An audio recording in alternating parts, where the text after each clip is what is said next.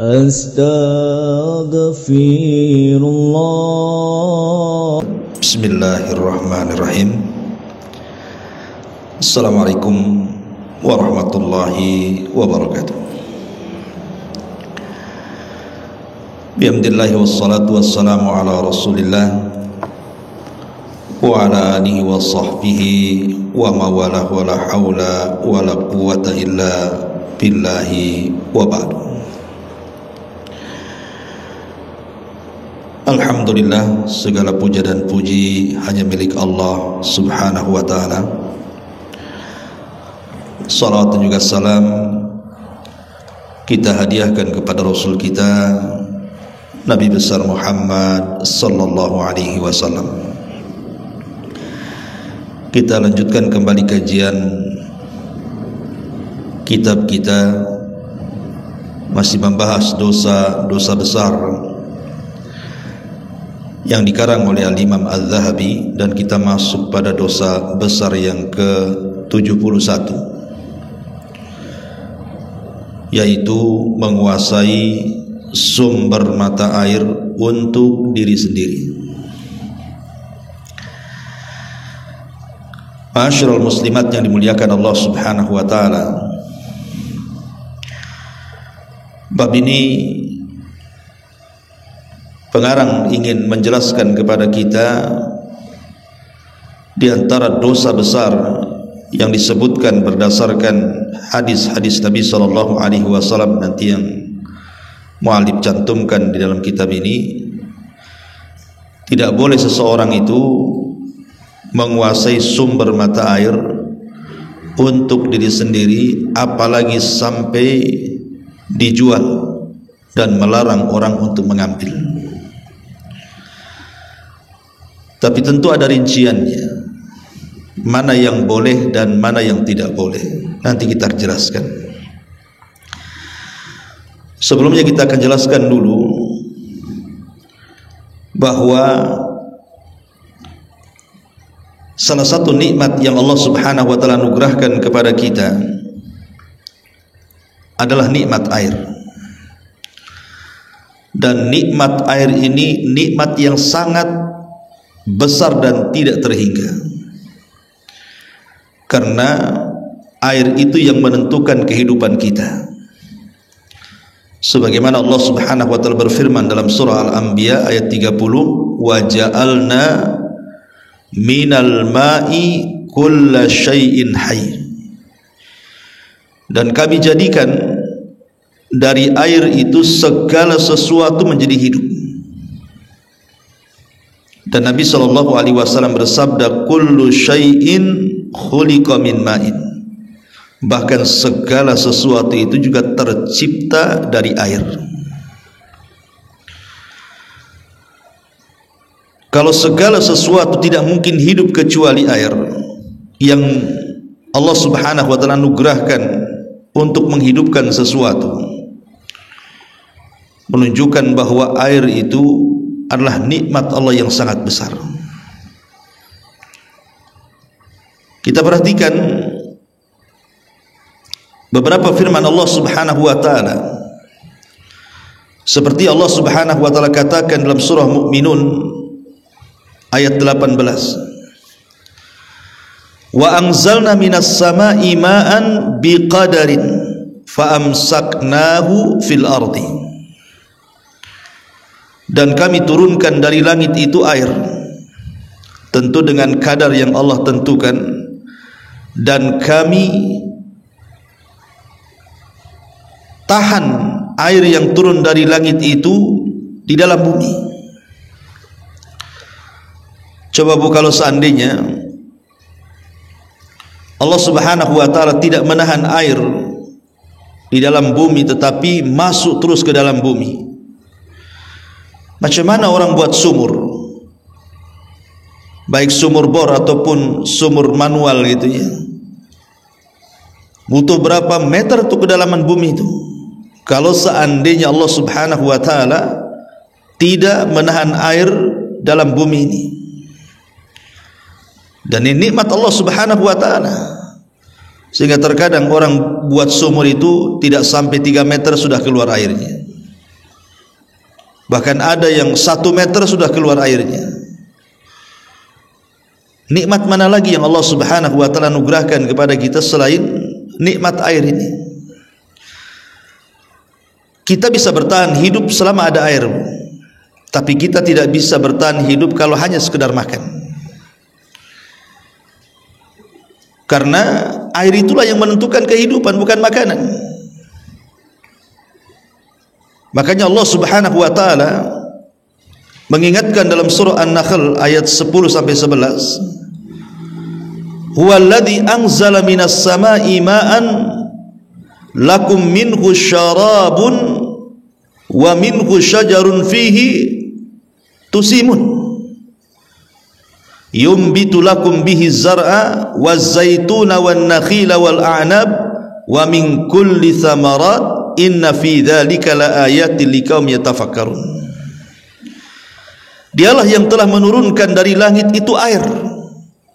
Dengan air itulah kalian bisa minum.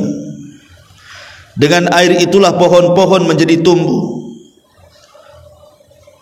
Dan di ujung ayat Allah Subhanahu wa taala mengatakan inna fi dzalika laayatin liqaumin yatafakkarun. Itu semua adalah tanda kekuasaan Allah bagi kaum yang mau berfikir. Jadi Allah Subhanahu wa taala mengkhitab akal-akal kita. Kalau kita punya akal dan berfikir, maka lihat bagaimana Allah Subhanahu wa taala menurunkan kepada kita air sebagai tanda kuasanya. Dengan air itu kita bisa minum, dan dengan minum itu kita bisa hidup. Bukan hanya itu saja, semua tumbuh-tumbuhan, semua binatang, semua manusia, jin dan manusianya, mereka berhajat kepada air. Makanya di sini pengarang menyebutkan firman Allah Subhanahu wa taala surah Al-Mulk, "Qul ara'aytum in asbaha ma'ukum ghauran faman ya'tikum bima'in ma'in." Katakan ya Muhammad, terangkanlah kepadaku, jika sumber air kamu menjadi kering, maka siapa yang akan memberimu air yang dapat mengalir? Seandainya kemudian sungai-sungai itu tidak ada airnya, kemudian sumur itu sama sekali tidak ada airnya, siapa yang mendatangkan air itu kalau bukan karena Allah Subhanahu wa taala? Makanya dalam ayat yang lain juga Allah mengatakan afara'aitumul ma'alladzi tashrabun a'antum anzaltumuhu minal muzni am nahnu al-munzilun law nasha ja'alnahu ujajan falawla tashkurun. Bagaimana pendapat kalian, kata Allah, air yang kalian minum itu, apakah engkau yang menurunkan dari langit ataukah kami yang menurunkannya? Kalau kami mau, kata Allah, kami jadikan seluruh air yang ada di bumi ini menjadi asin. Tidakkah kalian bersyukur? Coba Bu, kalau ibu haus di tepi lautan, tidak ada air tawar, ibu minum air lautan itu, bukannya menghilangkan dahaga Bu, makin haus. Makanya orang-orang itu berusaha bagaimana air yang asin itu ditawarkan supaya bisa diminum. Dan itu kuasa Allah, Allah bagi-bagi, ada air asin dan ada air tawar. Dan semua akan ditanya di hadapan Allah, tsumma latus'alunna yauma idzin 'anin na'im. Nikmat air yang ada di hadapan kita itu Bu, yang kita minum, yang kita gunakan untuk masak, yang kita gunakan untuk mandi, itu semua akan ditanya di hadapan Allah Subhanahu wa taala. Maka disebutkan dalam sebuah athar, inna awwala ma yus'alu anhul abdu yaumal qiyamati minan na'im an yuqala lahu alam nusahhikul alam nusahhih laka badanaka, kemudian wa nuzawwika minal ma'il barid.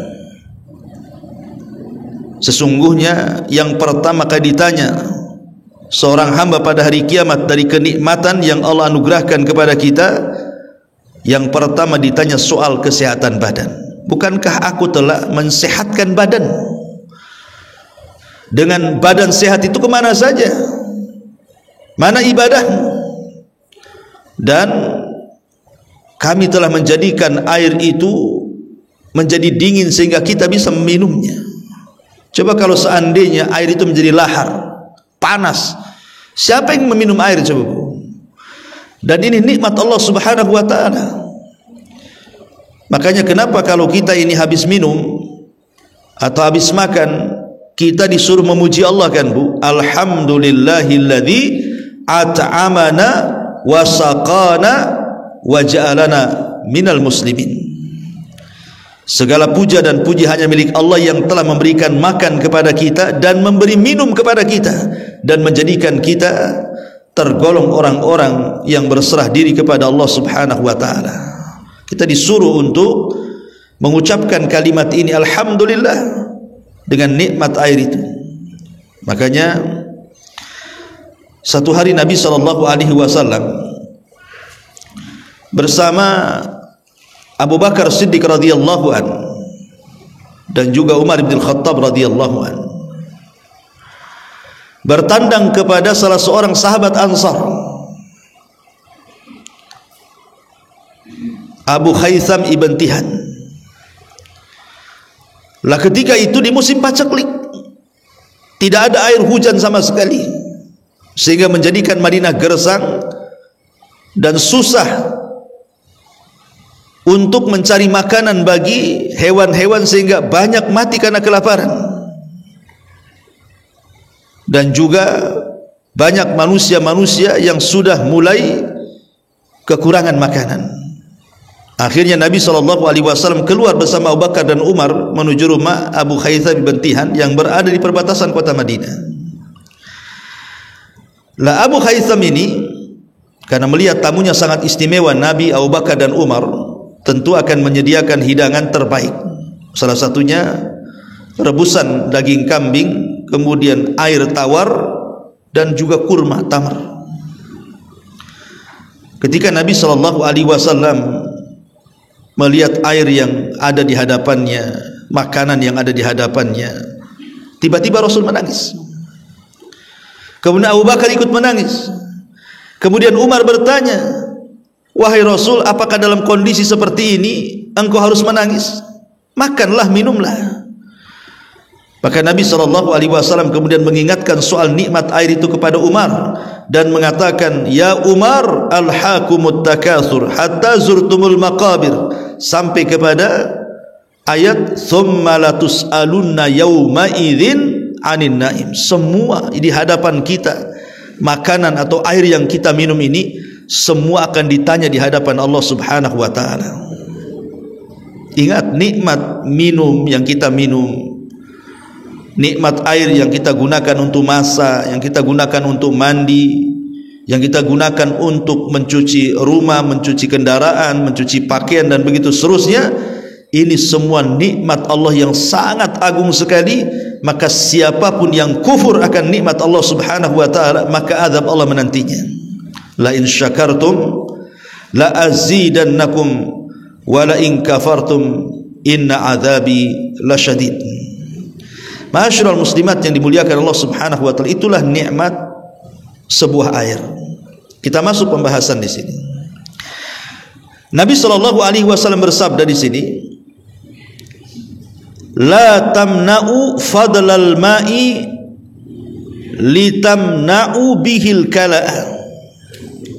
Kata Nabi SAW, janganlah kalian menghalangi air yang lebih untuk dimanfaatkan, karena itu berarti kalian menghalangi rerumputan dari air. Ma'asyiral muslimat yang dimuliakan Allah Subhanahu wa ta'ala, tentu Nabi SAW bicara seperti ini kan konteksnya orang-orang dulu, Bu.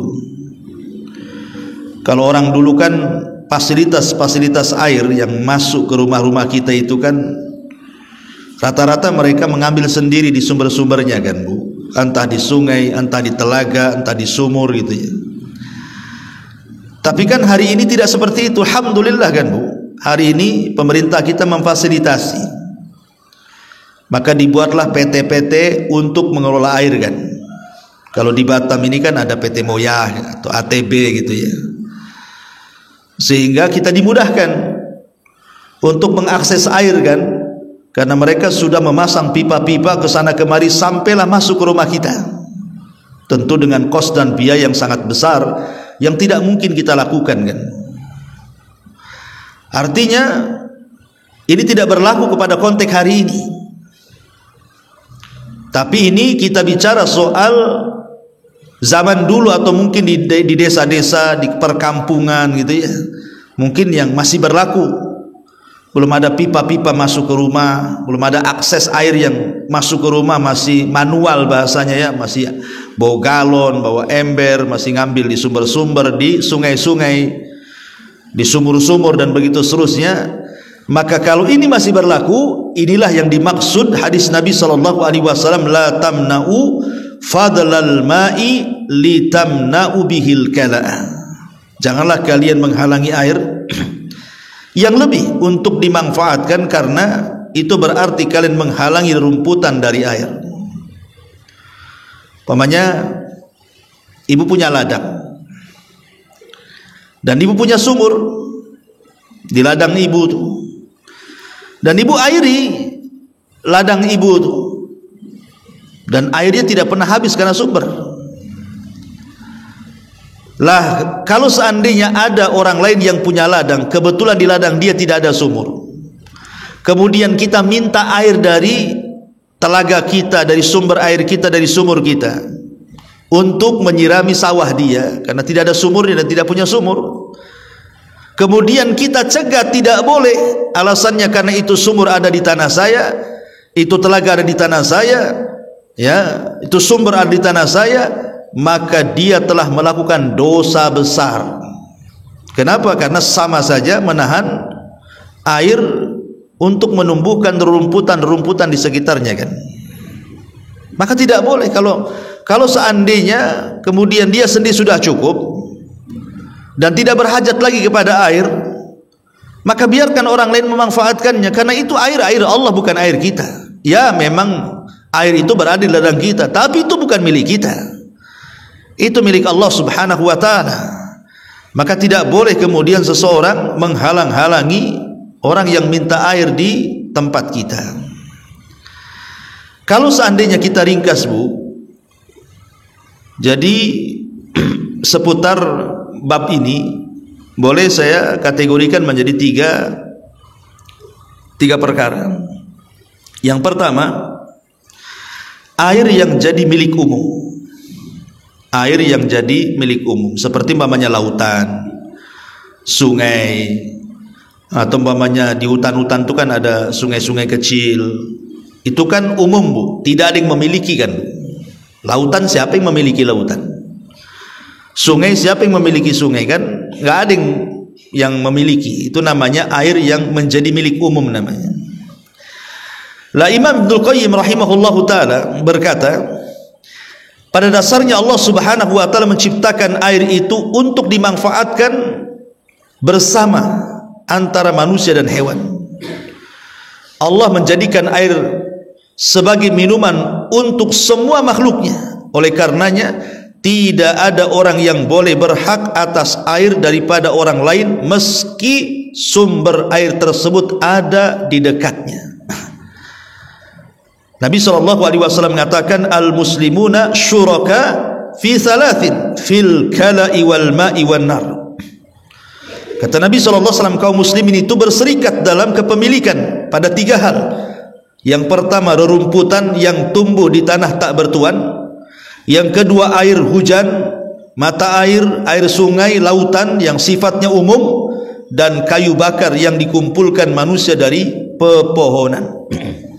Lihat di sini, kalau memang sifat air itu umum dimiliki semua orang, tidak boleh orang mencegat mengambil air.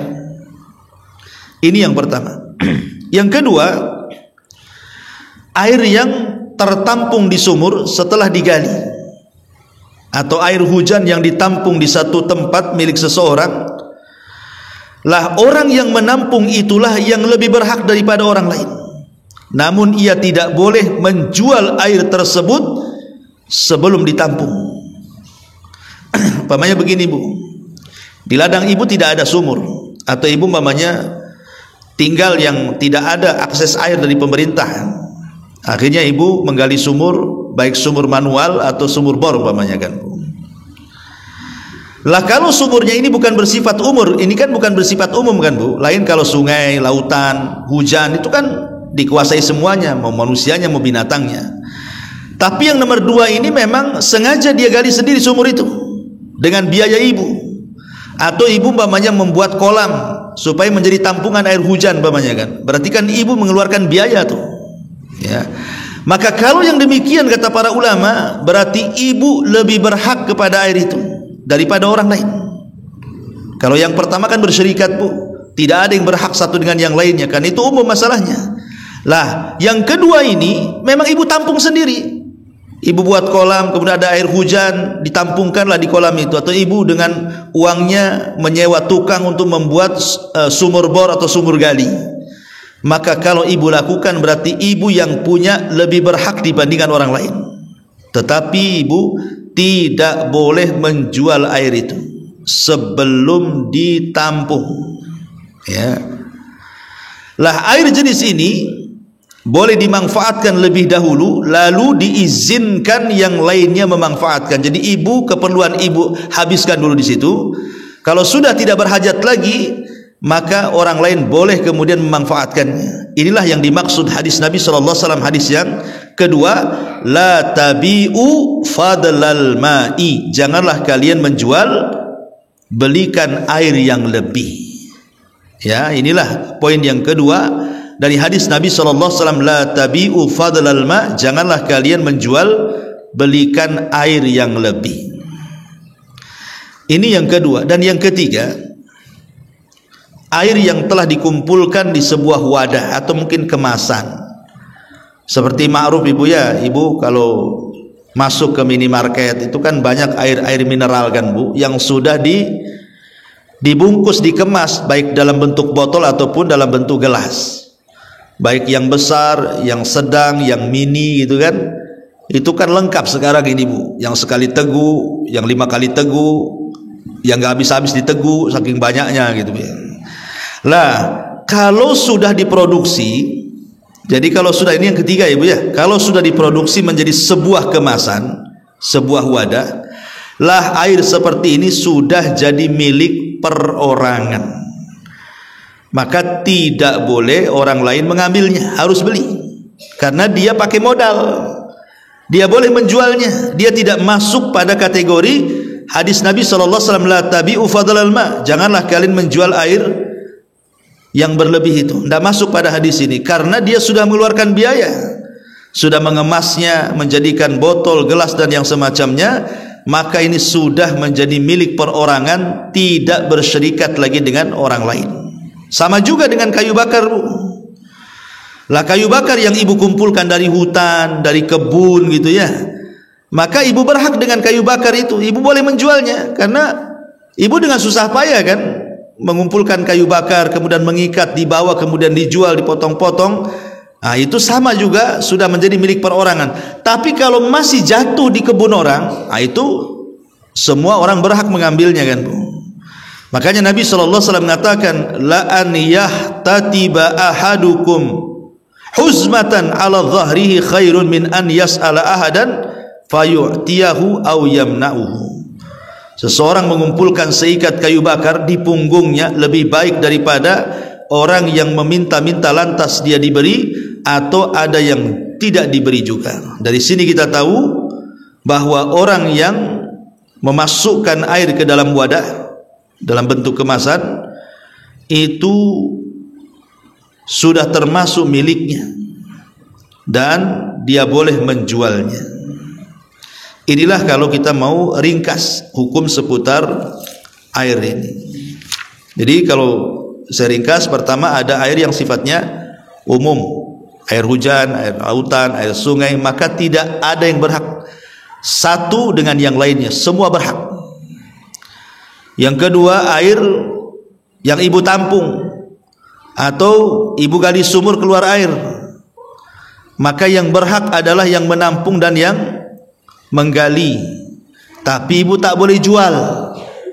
Kalau ada orang minta, maka ibu jangan melarang. Kalau ibu melarang, masuk pada dosa besar.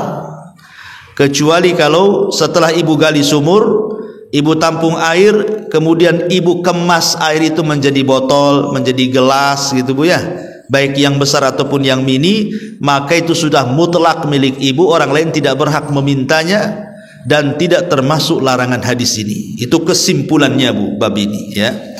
Taib. Kemudian dari Amr ibn Shu'aib, dari bapaknya, dari kakeknya, dari Nabi SAW, beliau bersabda, man mana'a fadlal ma au fadla kalaihi mana'ahu Allahu fadlahu yaumal qiyamah.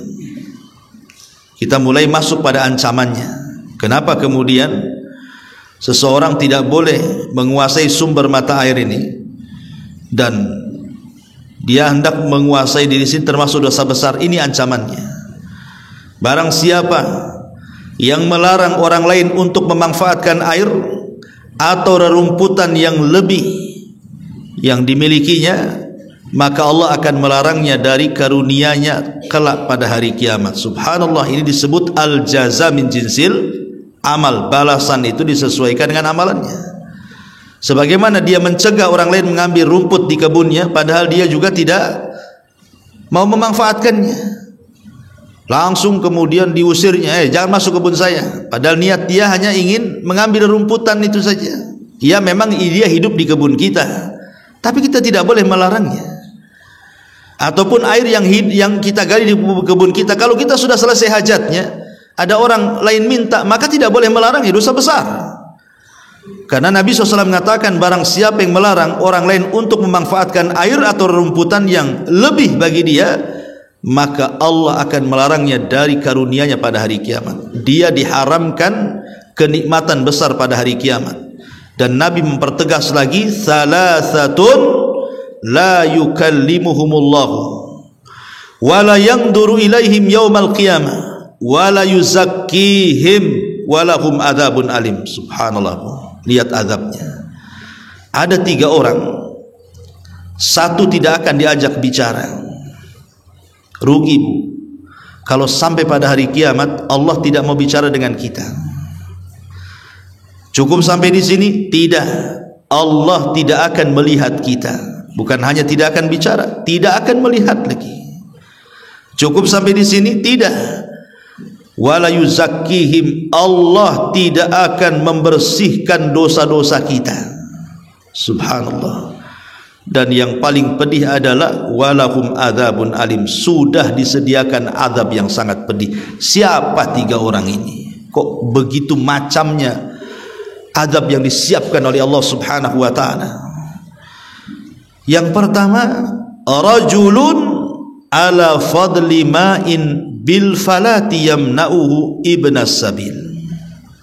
Yang pertama, seorang laki-laki yang menguasai simpanan air, mungkin semacam sumur, sumber, telaga dan yang semacamnya, di tengah padang pasir, dan ia melarang para musafir untuk memanfaatkannya.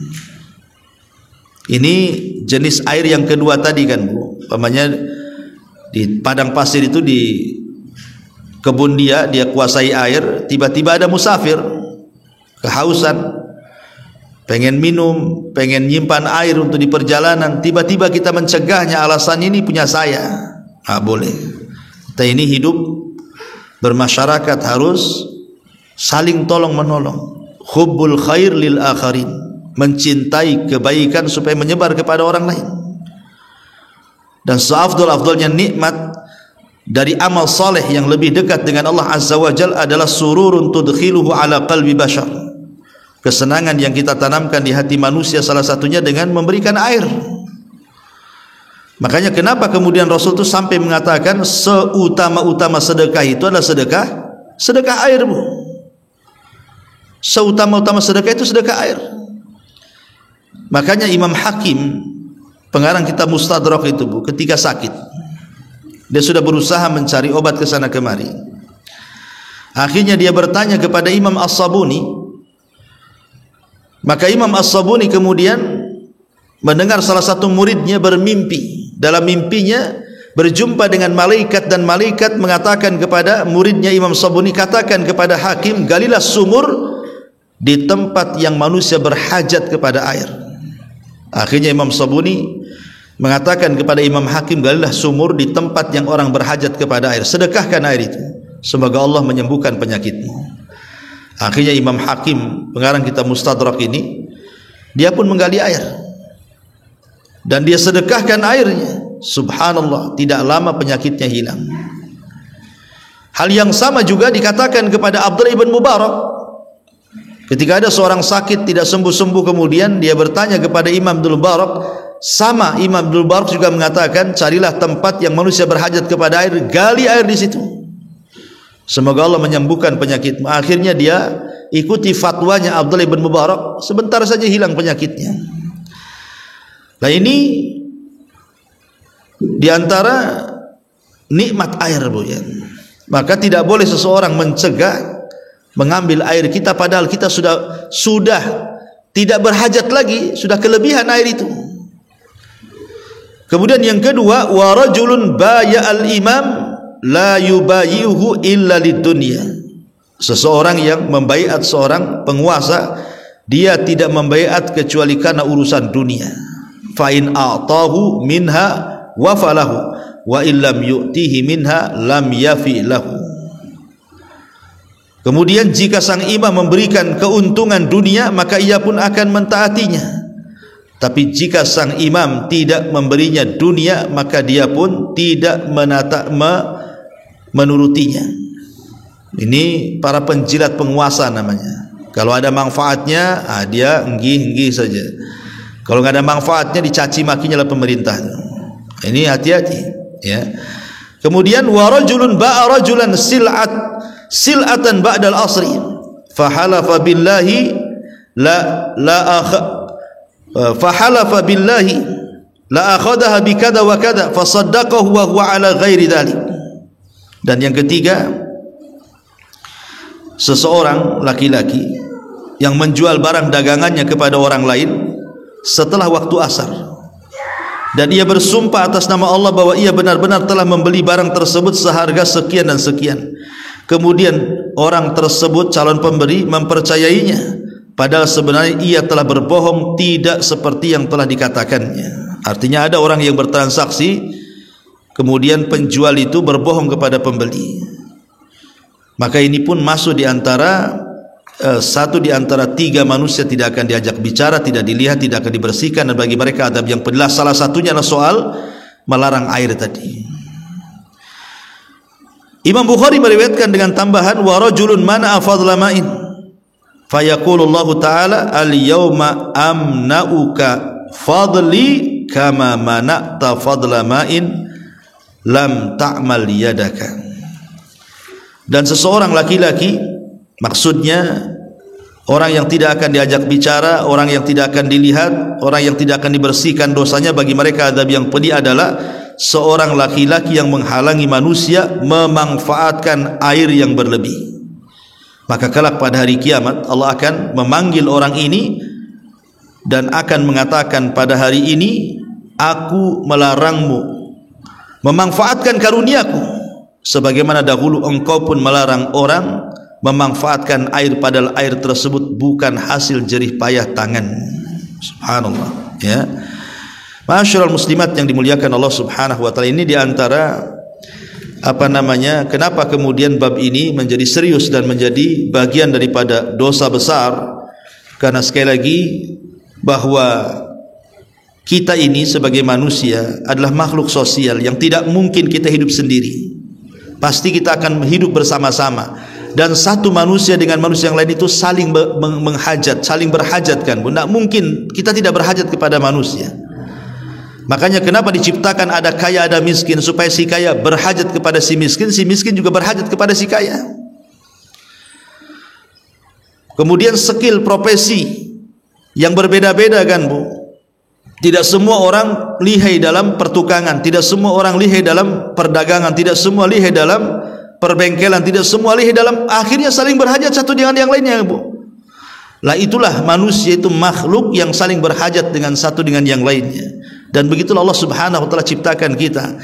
Maka di antara dosa besar yang disebutkan Imam Zahabi di sini adalah menguasai sumber mata air untuk dimanfaatkan diri sendiri dan mencegat orang lain untuk memanfaatkannya. Wallahu a'lam bishawab. Inilah inti daripada kandungan dosa besar yang ke-71. Taib, sebelum saya tutup, silakan kalau ada yang bertanya.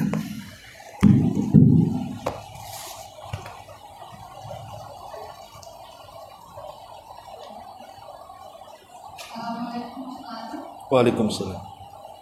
Kalau masalahnya seperti ini Pak, pada saat musim panas dulu kan air mati, mati, tapi di rumah pejabat itu nggak mati, Ustaz. Gimana ini? Kondisi seperti itu. Gimana? Di rumah-rumah penduduk itu mati, tapi kalau di rumah-rumah yang jarang mati. Terus pertanyaannya,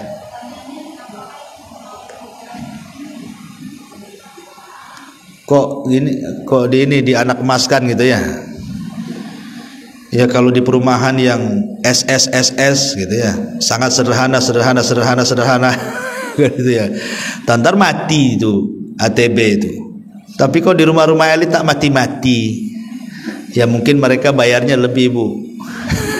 Kan Bu ya. Biasanya kan ada kelas-kelasnya, Bu. Kelas ruko beda dengan kelas toko beda kelas rumah kelontong dan gitu, Bu ya. Jadi itu ada kelas-kelasnya. Ya. Ya kalau ibu nggak mati-mati pindahlah ke rumah elit, Bu. Gitu. Ya itu bukan urusan, itu urusan PT lah kan. Nah, itu tanyanya bukan ke saya, Bu, ke ATB itu tanyanya. Tapi yang jelas bahwa kalau seandainya, Bu, ibu ini tidak pasang ATB di rumah, ibu gali sumur, ya seperti waktu saya tinggal di Bengkong Nusantara, Bu, alhamdulillah itu sampai hari ini rumah saya di sana itu, Bu, itu airnya tidak habis-habis itu, padahal digali cuma 5 meter. Masya Allah itu sampai sekarang nggak pasang ATB yang satu rumah tuh, karena ada air sumurnya tuh, nggak habis-habis. Dulu zaman belum masuk air ke situ, ya orang pada minta ke rumah, ya kita kasih karena kita tidak boleh melarang karena kebutuhan kita sudah cukup. Ya. Sebab kalau kita melarang orang minta, tidak boleh, ini dosa besar. Lain kalau seandainya tadi ibu sudah kemas gitu ya, dijual, air sumurnya sudah jadi jus melon, sudah jadi kolak kan gitu ya, sudah ya minimal sudah jadi makanan minuman kemasan, maka itu boleh dijual, tidak ada masalah ya. Jadi itu kalau ini. Tapi kalau umpamanya ibu yang sekarang kan akses pemerintah menyalurkan air kepada kita itu kan Allah mudahkan gitu ya dengan adanya pipa-pipa, dan ibu bayar, ibu beli kan. Kalau ibu tidak bayar langsung diputuskan lah. Kalau itu sudah milik ibu, kenapa? Karena ibu beli air itu masalahnya. Ya kalau seandainya tetangga kemudian minta air kita sementara kita aja butuh karena kekurangan air, ya ibu berhak, itu sudah jadi ibu ibu beli. Ibu bayar kan ke ATB untuk pemasangan itu sehingga dipasangkan instalasi dan begitu seterusnya kan pakai uang kita. Itu sudah jadi hak milik kita kan. Jadi konteksnya bukan di sini. Maksudnya konteksnya di sini adalah kalau kita buat sumur ataupun di belakang rumah kita ada telaga, atau kita membuat penampungan air, tiba-tiba kemudian air itu turun sendiri atau tersumber sendiri kan. Tapi kan kalau ATB kan tiap bulan ibu beli itu. Kan gitu kan. Tiap bulan kita bayar, kalau enggak langsung diputus kan. Nah, itu maka berbeda hukumnya. Wallahu a'lam.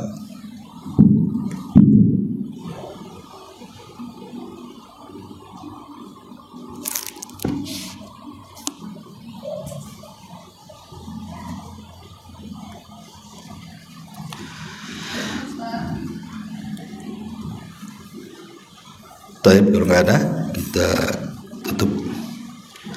Subhanallah bihamdika, asyhadu an la ilaha illa anta, astaghfiruka